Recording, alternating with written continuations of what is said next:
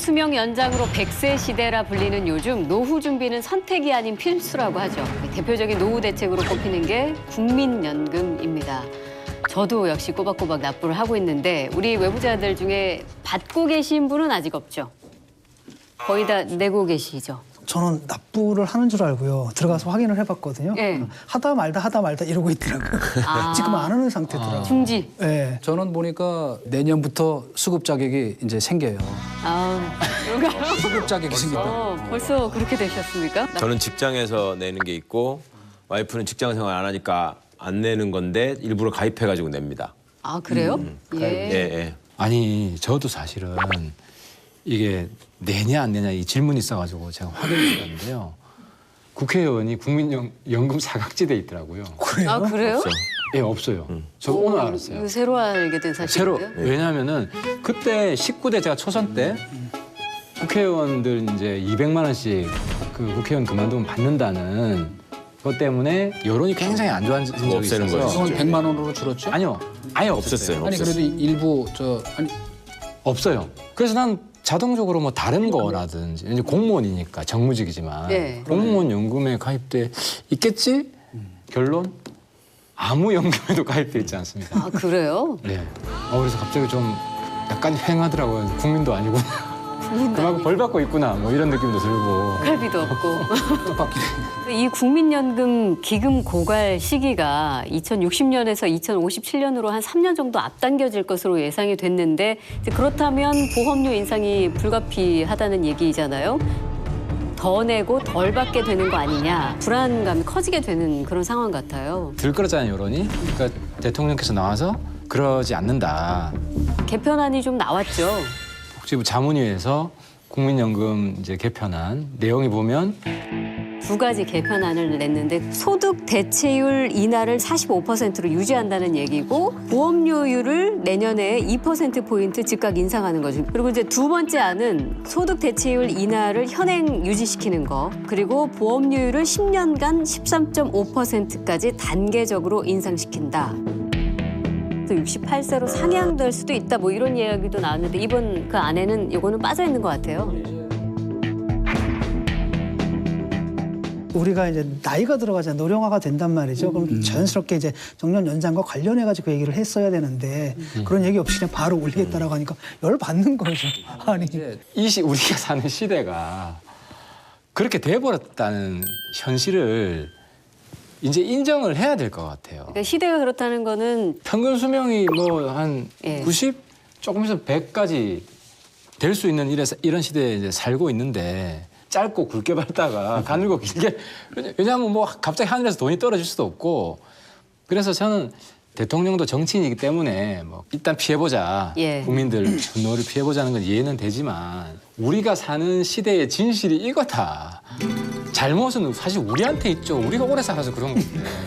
맞아요. 그렇죠. 그러니까 이거 자체를 부정하는 그럼 진짜 전부 다 국민 개개인이 자기를 속이는 시대에 사는 거예요. 자, 근데 아무튼 이 국민연금 관련된 논란을 보고 있는 진짜 국민들은 계속 헷갈리실 것들이 또 국민연금 광고 혹시 보신 적 있으신지 모르겠어요. 당신이 원하는 연금은? 이라는 질문으로 시작하는 당신이 원하는 연금은? 물가 그 상승률만큼 반영이 돼서 그때 실정에 맞게 올라야 된다고 생각해. 요즘 100세 시대에 아닌가 그래도 8, 90 이상 국가에서 해준다면 안심할 것 같아요. 이런 연금이 있다면 가입 의향은 있으신가요? 실제로 그 팩트 체크를 좀 한번 해보고 가면 좋을 것 같은데 정말로 국민연금은 이 물가 상승률을 반영해서 받을 수 있을까요?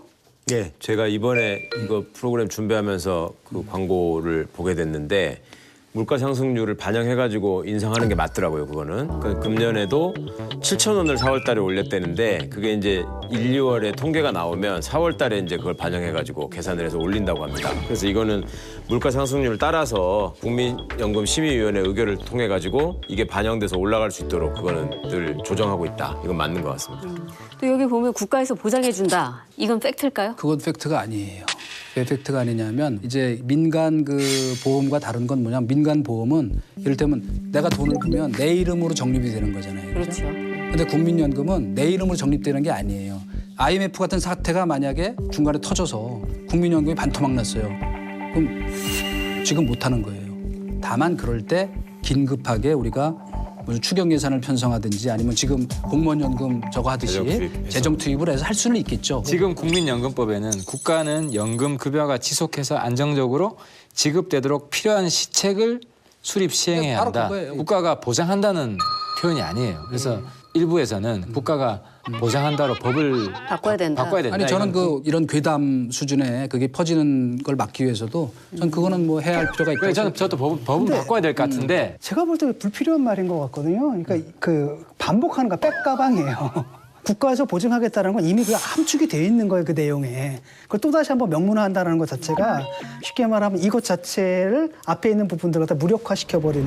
강제가입이잖아, 강제가입. 네. 내가 선택할 수 없잖아요. 그럼 국가가 책임을 지는 게 전제가 돼 있는 거예요. 당연히 책임지는 건데. 그게 잔재가 돼 있는 거고 그게 안 함축이 돼 있는 그렇다니까. 거예요. 법에 명문화돼 있는 규정은 것과 명문화된 거가 아닌 건 다른 거지. 이거 법에 명문화 시켜줘야 돼요. 제가 볼 때는 그러니까 지급보증 명문화하면은 이게 특정 언론의 기사 제목은 그냥 바로 떠오르는데 뭐 국민연금 펑크를 세금으로 메꾸겠다고 이렇게 바로 나올 텐데 그거는 만약 좀 아닌 것 그런 기사 같아요. 나오면 그 나부터 비판할 테니까 걱정하지 마. 아니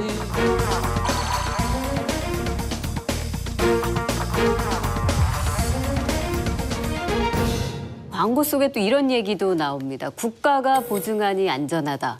연금으로 노후 준비 끝이라는 이야기를 국민들이 믿지 않는 이유. 이게 수익률을 보면 좀 이해가 될 것 같기도 한데 2010년에는 10.37%, 2012년에 6.99%, 2017년에 7.26%. 그래서 이제 평균 6%를 유지하다가 금년 들어가지고 이제 수익률이 확 떨어졌다. 이게 이제 국내 주식 투자 수익률의 경우에는 마이너스 1.18% 이렇게 돼 있기 때문에 상대적으로는 뭐 선방한 그렇게 거죠. 많이 떨어졌다고 보이지는 않는 것 같은데 대책은 좀 면밀하게 검토를 해야 될 필요는 분명히 있는 것 같다. 이게 수익률이라는 게 전체적인 주식시장의 주식 상승률이고 주가 상승률이거든요. 그거랑 연동돼 있는 거예요. 예. 그 우리가 주식 시장이 하락 국면이라 그래서 100% 손해를 보는 게 아니에요. 전문가는 원래 하락 장세에서도 돈을 번다고. 그건 잘 아시잖아요.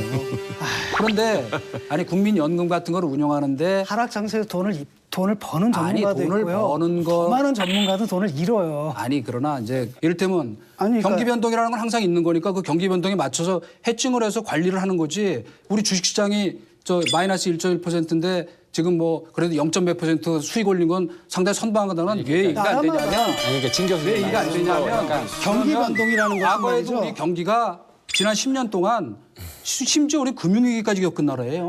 그때는 그럼 국민연금 수익률이 그 얘기대로 하면 마이너스 한 7, 8% 됐었어야 된다는 얘기라고. 그러니까 그런 식으로 이 돈이나 금융 문제를 그러니까 같이 그런 얘기하면 문제는 안 된다. 말이죠. 예컨대 당시에 주식시장에서 수익률하고 국민연금의 수익률을 비교해서 이것이 턱없이 낮거나라고 한다면 운영에 문제가 있다는 얘기잖아요. 하지만 평균적이다 또는 평균을 상회했다라고 한다면 아니, 운영에 큰 문제는 없다는 얘기라고요. 평균을 얘기할 때는 그다음에 경기다라는 것 같다. 미국은 4%인데 왜 우리는 뭐 일정 시점에 6.9% 여기부터 여기까지를 이렇게 놓고 볼 때 당시- 주식시장의 평균 수익률이 제가 그렇다는 얘기 좀 얘기지 할게요. 떨어지는 때 사고 올라갈 때 팔면 그거를 해칭하는 거지. 자, 그게 전문가고. 예컨대 대한민국 예컨대 국민연금의 설계를 갖다가 어떤 탁월한 CEO 정말 뛰어난 애널리스트 그래가지고 연수익 10% 올릴 이런 사람들을 모시는 문제로 환원시켜서는 안 된다는 거예요. 아니 환원하자는 건 아니에요. 그것도 그렇죠. 중요한 축이다는 네, 얘기예요. 네. 그러니까 이제 연금은 그다음에 안정성이 제일 중요한 가치라는 걸 다 공유하고 있고 주식이 폭락할 때 연금도 같이 폭락하면 안 되기 때문에 주로 안정적인 우량기업, 뭐 미국 국채 이런 데 투자를 하는 거잖아요. 그게 투자 기법이지. 근데 저는 이제 그러니까 그건 뭐냐면은 그렇기 때문에 고수익도 안 되는 거예요. 그러니까 왜냐하면 어느 정도 고수익은 리스크가 있으면 고수익이 되는 거고 리스크가 적으면 고수익이 안 되는 거고. 노 리스크 그렇죠. 미들 이익 정도 나오면 그거 된다고 당연한 생각하는 거니까.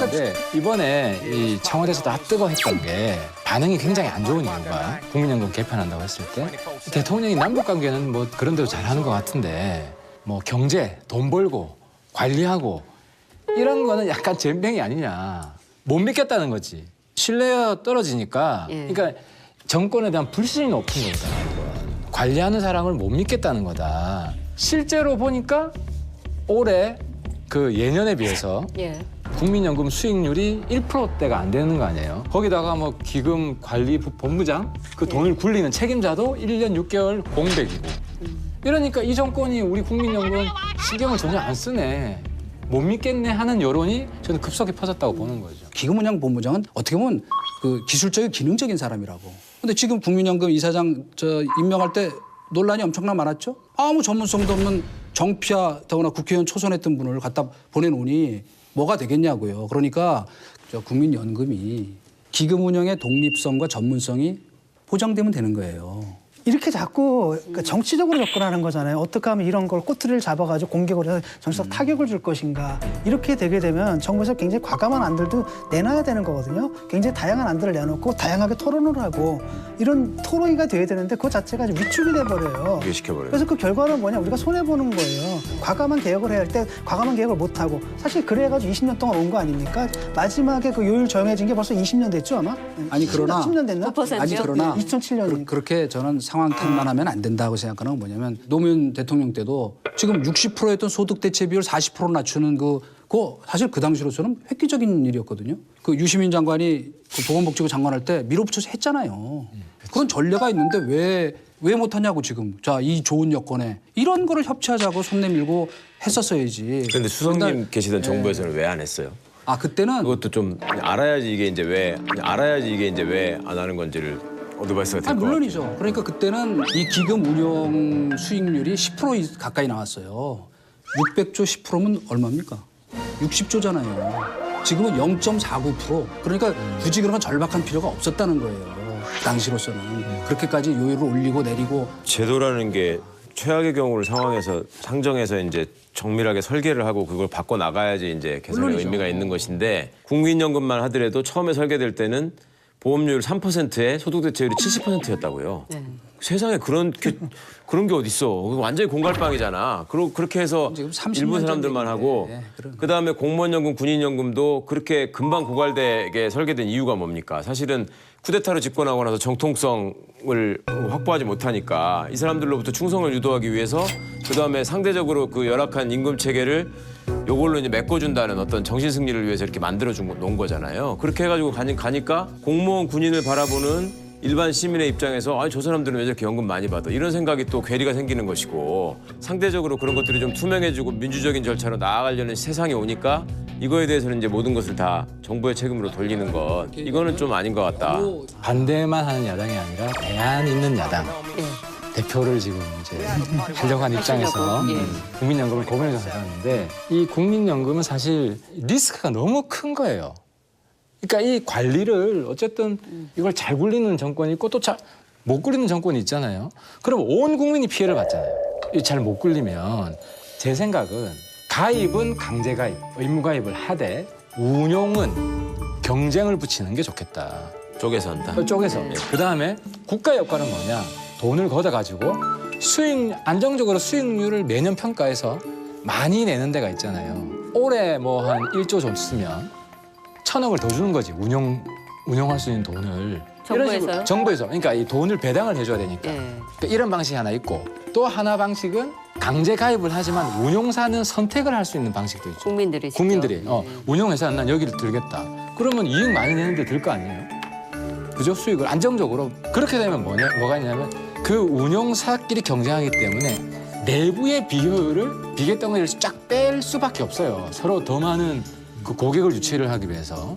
그러니까 이런 식으로 하면 제일 지금 안심할 수 있는 게 정권이 바뀌면서 이 리스크는 막아낼 수 있다. 단 아까 망하는 운용사 여기 재보험 이 구조를 잘 짜면은 국민들 입장에서 보면은 훨씬 좋은 선택이실 수 있지 않느냐.